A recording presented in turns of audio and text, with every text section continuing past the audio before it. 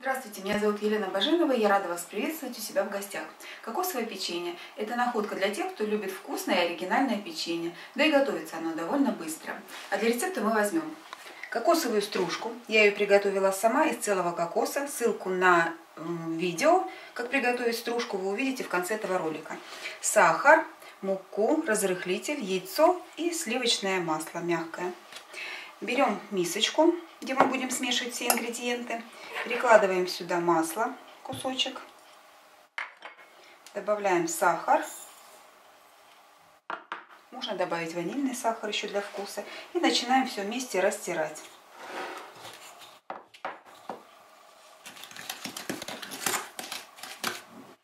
Так, теперь добавляем сюда яйцо. И снова перемешиваем все хорошо.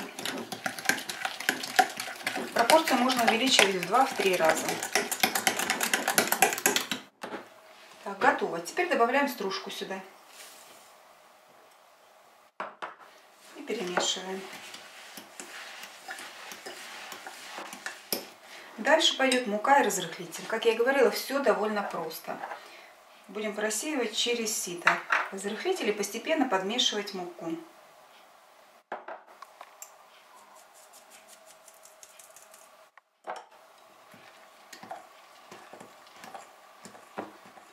Готовим печенье. Руки можно смазать мукой немного. Берем тесто. Размер примерно с грецкий орех. Катаем шарик. Немножко его приплюснуть надо. И выкладываем на противень, расстеленный пергаментной бумагой. Ставим выпекаться печенье в разогретую до 170-180 градусов духовку.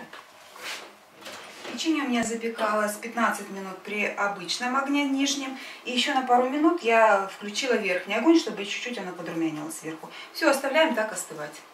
Печенье у меня получилось. Вот оно румяное, уже остыло в количестве 20 штук.